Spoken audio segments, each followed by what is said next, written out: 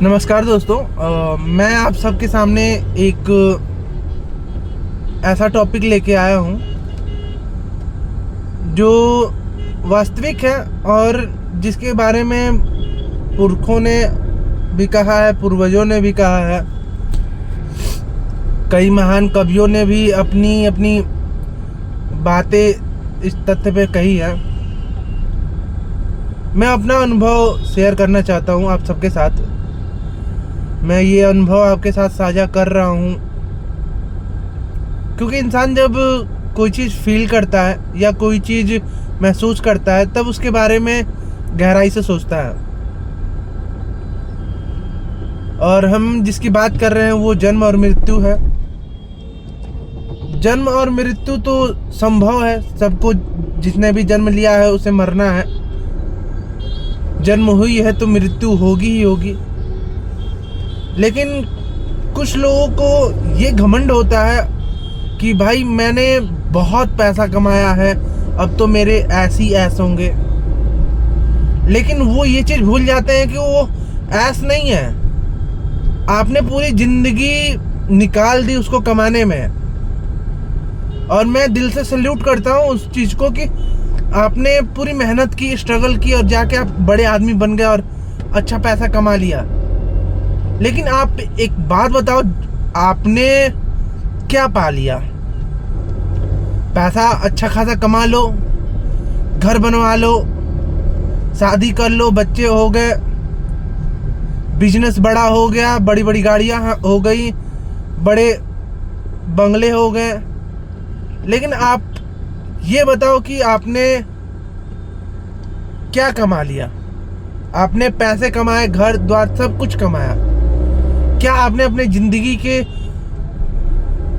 असली मकसद जो होता है कि भगवान ने आपको जन्म दिया है और एक मनुष्य जीवन दिया है, तो उस मनुष्य जीवन में जो आपको सीखना है और जानना, क्या आप वो कमा पाए हो? अगर कमा लिए हो तो एक बात बताओ, क्या कमाए हो आप? इंसान बड़ी बड़ी चीजें बोल सकता है, बहुत कुछ कमा सकता है, बड़ी धन दौलत, गाड़ी घोड़ा, पैसे रुपए सब कमा सकता है। लेकिन जीवन का असली मकसद होता है जीवन जीना, जिसमें हम एक दूसरे से मिल के, एक दूसरे को जानकर हम ये सीखते हैं कि जीवन वास्तविक में है क्या। भाई जन्म और मृत्यु तो सत्य है, ये तो सबको पता है। लेकिन जो जीवन का असली रहस्य है और जिंदगी को जीना, कोई क्यों नहीं सीखना चाहता? लोग ये घमंड क्यों करते हैं कि हाँ मैंने ज़्यादा पैसे कमा लिए, मैंने कम पैसे कमा लिए। कम और ज़्यादा पैसे में क्या अंतर है भाई? ना आप उसे ले जा पाओगे, ना मैं ले जा पाऊंगा,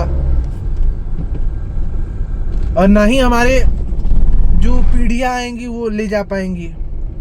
कोई नहीं ले जा पाएगा।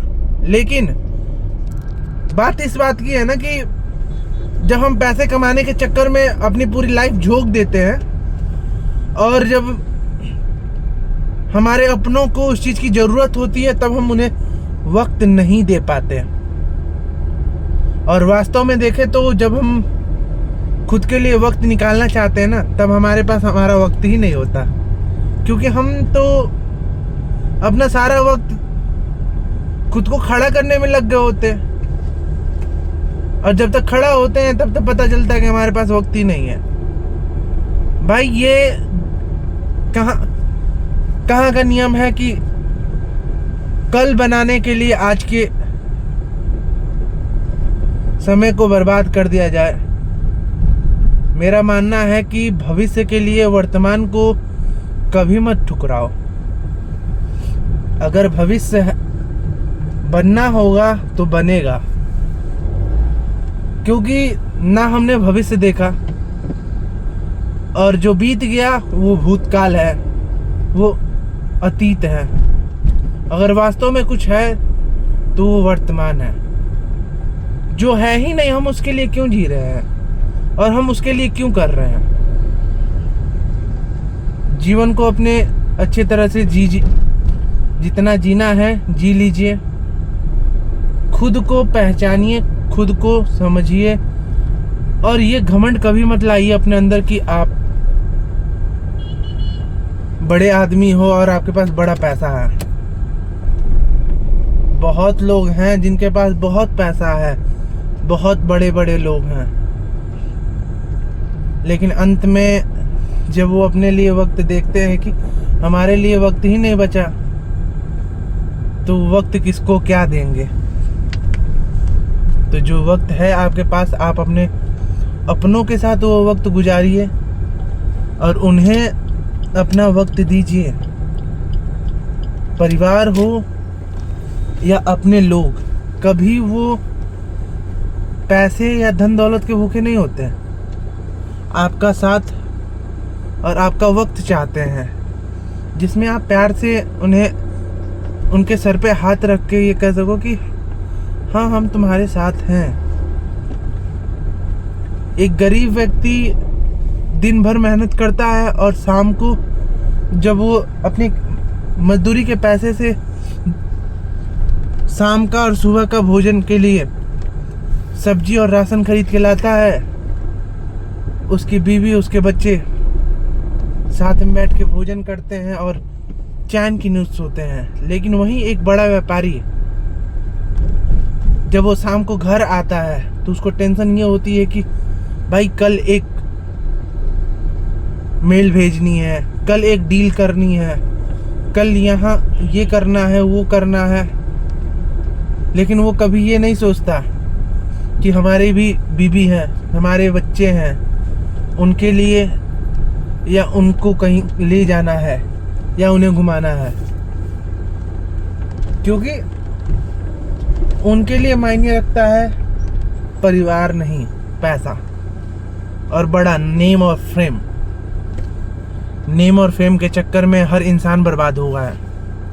इसलिए आप सबसे गुजारिश है कि नेम और फेम के पीछे मत भागिए।